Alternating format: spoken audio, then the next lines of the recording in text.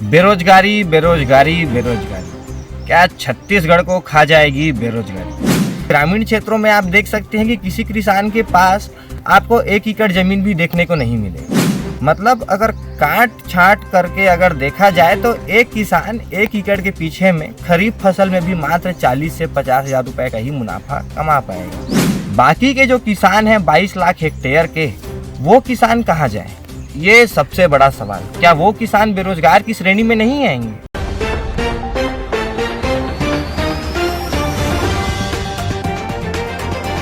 बेरोजगारी बेरोजगारी बेरोजगारी, क्या छत्तीसगढ़ को खा जाएगी बेरोजगारी।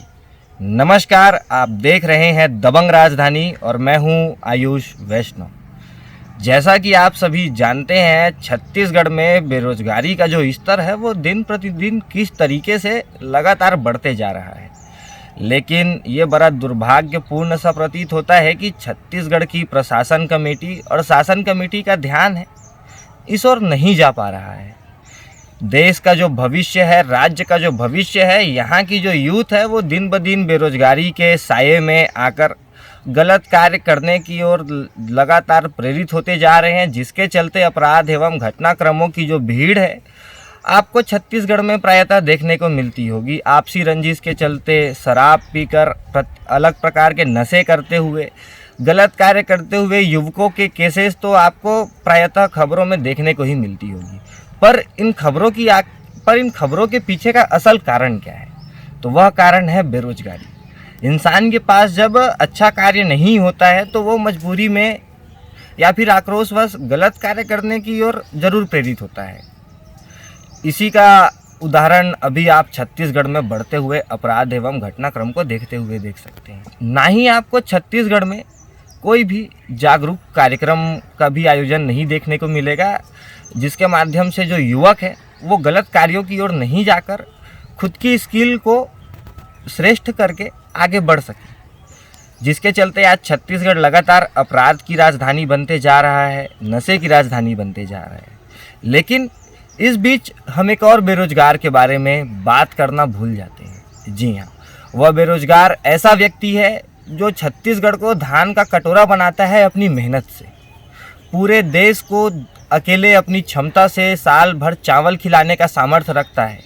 जी हाँ, हम बात कर रहे हैं छत्तीसगढ़ के किसानों की। जी हाँ, छत्तीसगढ़ का वह किसान जो प्रत्येक वर्ष मेहनत करता है ताकि उसके राज्य की जो जनता है, उसके देश की जो जनता है, वो भूख से ना मर पाए। लेकिन क्या होगा अगर वही किसान जनवरी से जून माह के बीच में बेरोजगार बैठ जाए? और ऐसा देखने को आपको मिल जाएगा छत्तीसगढ़ राज्य में, जहां वर्तमान में 40 लाख हेक्टेयर के आसपास की ज़मीन में किसानों के द्वारा खरीफ की फसल में धान की खेती की जाती है। लेकिन जब यही आंकड़ा रबी फसल की ओर आता है तो वह मात्र 16 से 19 लाख हेक्टेयर के बीच में ही रुक जाता है। अब ये कितना सही है कि खरीफ फसल में पूरे देश को धान देने वाला, धान पैदावार करने वाला किसान जनवरी से जून माह के मध्य में खाली बैठ जाए, सिर्फ एक रोजगार गारंटी के भरोसे में, जो 125 दिन चलता है, जिसमें भी अगर उसकी मजदूरी देखी जाए तो 270 से 290 रुपए के बीच में दी जाती है।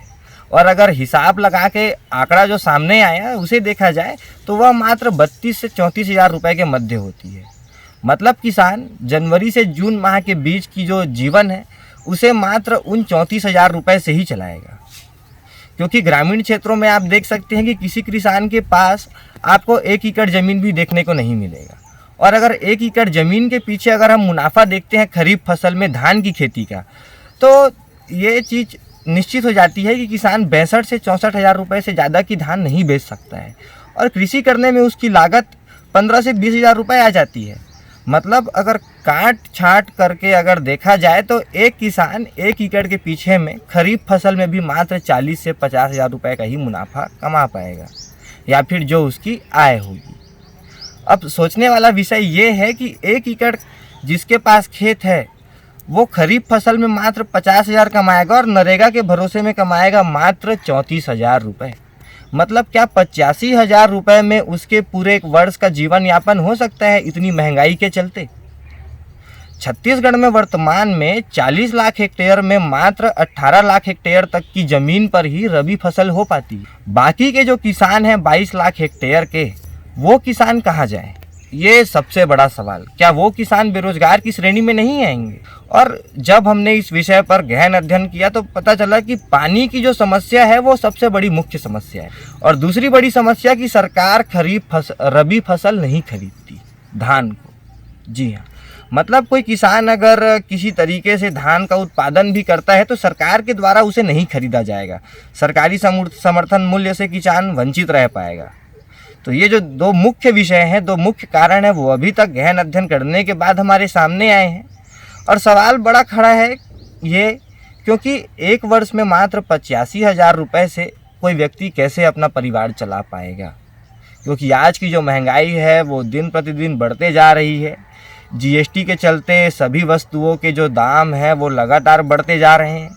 ऐसी परिस्थिति में जनवरी से जून के बीच में पानी नहीं मिल पाना और रबी फसल से वंचित रह पाना, और रबी फसल अगर किसी प्रकार की जोखिम लेकर अगर उत्पादन करने के बाद सरकार के द्वारा भी नहीं खरीदा जाना, ये कितना बड़ा दुर्भाग्यपूर्ण विषय है। किसानों के हितों को देखते हुए ये आप अंदाज़ा लगा सकते हैं। और जल्द ही हमारे साथ मौजूद होंगे एक ऐसे व्यक्ति जो छत्तीसगढ़ के किसानों के लिए लगातार कार्य करते रहते हैं, उनकी हितों के लिए, लेकिन उनका भी ध्यान शायद अभी तक इस विषय पर नहीं जा पाया कि जनवरी से जून के बीच के जो किसान हैं वो बेरोजगार रहते हैं। उनसे जल्द मुलाकात होगी और उनका परिचय भी हम आपको कराएंगे इंटरव्यू में।